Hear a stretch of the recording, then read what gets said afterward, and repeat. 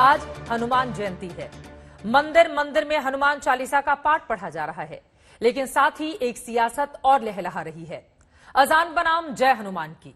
UP से महाराष्ट्र तक मस्जिदों से लाउड स्पीकर पर अजान पर रोक को लेकर अल्टीमेटम है, तो सोनिया गांधी सांप्रदायिक हिंसा को हथियार बनाकर सीधा सरकार पर हमला बोल रही हैं। सवाल है कि अजान और जय हनुमान पर घमासान आकर कब खत्म होगा। सवाल है कि कब थमेगी इस पर सियासत। इसी मुद्दे को लेकर दंगल में बड़ी चर्चा की शुरुआत करें उसके पहले यह रिपोर्ट देखिए।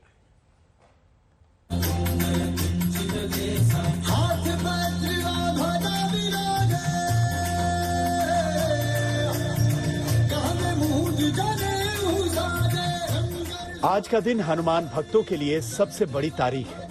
हनुमान जयंती के मौके पर देश के अलग अलग शहरों से हनुमान चालीसा की गूंज सुनाई दे रही है। मोरबी में तो प्रधानमंत्री मोदी ने 108 फीट ऊंची मारुति नंदन की विशालकाय प्रतिमा का अनावरण किया।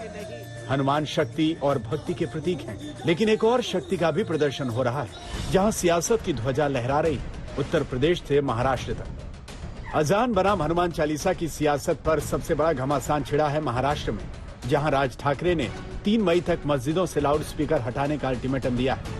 इसी चेतावनी के साथ एमएनएस कार्यकर्ताओं ने सामना दफ्तर के सामने ही राज ठाकरे का पोस्टर टांगकर अपने इरादे जाहिर किए।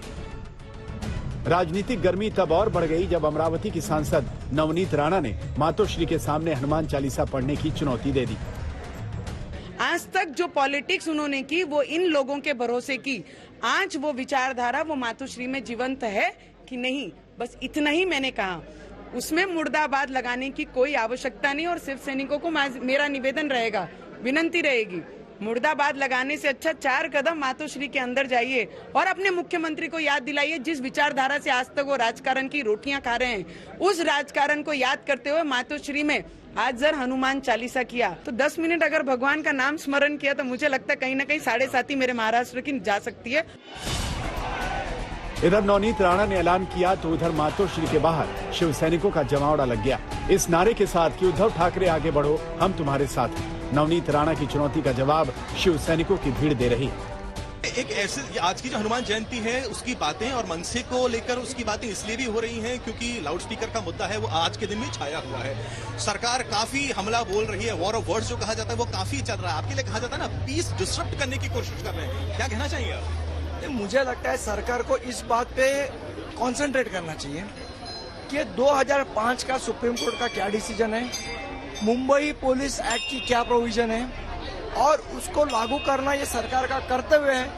अगर इतनी छोटी सी बात पे वो ध्यान दे तो बाकी कोई चीज बोलने की उनको जरूरत नहीं। मुंबई में ही अजान बनाम जय हनुमान के घमासान की एक किश्त में बीजेपी नेता मोहित कंबोज ने हनुमान चालीसा का पाठ करने के लिए लोगों को लाउड स्पीकर का वितरण किया। कितनी दरख्वास्त आई है, रिस्पांस कैसा मिला है और क्या अचीव करना चाहते हैं मोहित कंबोज इससे? देखिए, कुछ अचीव नहीं करना चाहते हैं। जो भी मंदिर में श्रद्धालु देवी देवताओं के गाना सुनने के लिए आते हैं, मंदिर में पुजारी चाहते हैं कि वहाँ पे हनुमान चालीसा हो, देवी देवताओं के गीत हो, तो उनको निःशुल्क लाउड स्पीकर प्रोवाइड करने का काम किया है। सुप्रीम कोर्ट की जो गाइडलाइंस है उसको फॉलो करते हुए, वॉइस डेसिमल का ध्यान रखते हुए वहां पर लाउड स्पीकर पुलिस की परमिशन से लगेंगे और वहां पे देवी देवताओं के गीत होंगे और पूरा कानून व्यवस्था को बनाते हुए अपने सनातन धर्म आगे बढ़े, बस इसके आगे कुछ नहीं।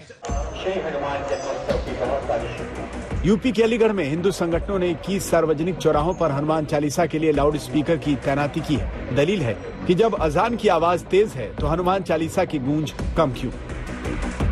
हम लोगों ने पहले भी जिला प्रशासन को लिख के दिया था कि जो लाउड स्पीकर बज रहे हैं लगातार, उन पर जो परेशानी उन आवाज से होती है उस पर प्रशासन ध्यान दे। लेकिन प्रशासन ने 2-3 दिन बीत जाने के बाद भी उस पर कोई भी ध्यान नहीं दिया और हमारी बात को कहीं भी नहीं सुना गया। उसके बाद हम लोगों ने ऐलान किया कि हम ऐसे 21 चौराहों पर लाउड स्पीकर लगाने का काम करेंगे और बाकायदा सर्व समाज से उसका पैसा एकत्रित किया जाएगा, समाज में संदेश दिया जाएगा कि उस पैसे से इकट्ठा करने के बाद हम उन लाउड स्पीकरों को 21 चौराहों पर लगाने का काम करेंगे। उसके बाद हम लोगों ने 13 तारीख को एडीएम सिटी को एक ज्ञापन के माध्यम से हमने 21 लाउड स्पीकरों की अनुमति प्रशासन से मांगी थी। अभी तक प्रशासन ने वो अनुमति हम लोगों को नहीं दी है। हमने कहा था कि हम अगले मंगलवार यानी 19 तारीख को वो लाउड स्पीकर हम चौराहों पर लगाने वाले हैं। रामनवमी पर शहर शहर भड़की सांप्रदायिक हिंसा को हथियार बनाकर कांग्रेस अध्यक्ष सोनिया गांधी ने सरकार पर सीधा धावा बोला।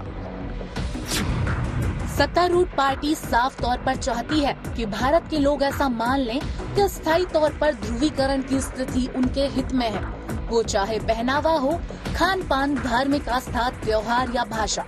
भारतीयों को भारतीयों के खिलाफ खड़ा करने की कोशिश हो रही है और असामाजिक तत्वों को प्रत्यक्ष और अप्रत्यक्ष रूप से प्रोत्साहन दिया जा रहा है। पूर्वाग्रह, दुश्मनी और प्रतिशोध को बढ़ावा देने के लिए प्राचीन और समकालीन दोनों इतिहास की लगातार व्याख्या करने की कोशिश की जा रही है।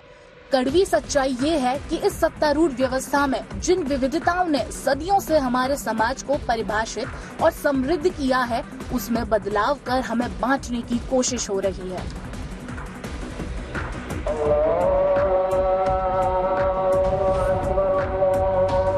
कुल मिलाकर सियासत तेज है। अजान बनाम हनुमान चालीसा का द्वंद्व भीषण है। आज तक ब्यूरो।